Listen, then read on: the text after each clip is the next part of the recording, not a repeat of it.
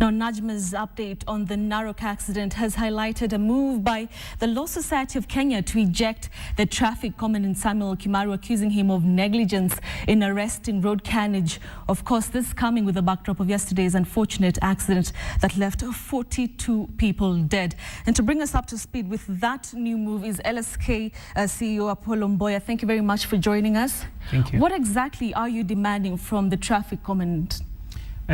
Thank you very much. First of all, the Law Society of Kenya is a statutory body, and we have a mandate to advise the government on matters touching on the legislation.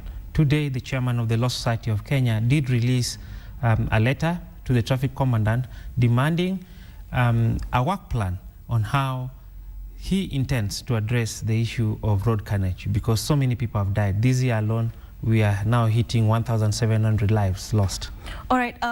I was stoning the wrong person. I say this because road safety indeed has something to do with policing, but of course it also has something to do with personal responsibility as a motorist, as a passenger. Have you considered this in your move? We've considered this. As much as you can lay it also on the motorist, the buck still stops with the traffic police. They have a legislation that requires the Traffic Act that they bring order and discipline on the road. Take a walk in town, even in Nairobi here, you'll see a lot of passenger service vehicles being driven with worn-out tires. You will see traffic policemen bringing more confusion on the roundabout, themselves converting themselves into traffic lights and not allowing the traffic lights that have been installed to work. Well, you have mentioned something to do with corruption on the roads in terms of, the traffic officers. That is in your statement. But of course, there's an underlying reason that the police officers take bribes because they're poorly paid. Yes. That's nothing to do with what the traffic commandant can do. Yes. Here, the Inspector General also is very culpable. And we are not going to mince words about this, because this is lives being lost. There is a problem already with Inspector General with the National Police Service Commission on issues of staffing. The Inspector General is insisting on doing the staffing himself, while the law itself gives that mandate to the National Police Service Commission. Now, if the person who is supposed to enforce the law is himself breaking the law by taking steps that are against the legislation, then we have a problem.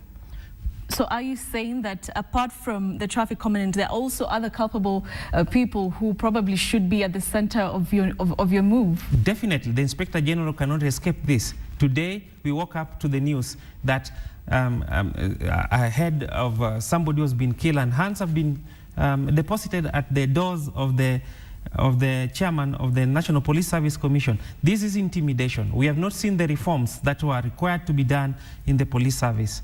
And because of these tough wars, right now, the police, instead of enforcing the law, the Inspector General now is running around trying to bring amendments to the legislation.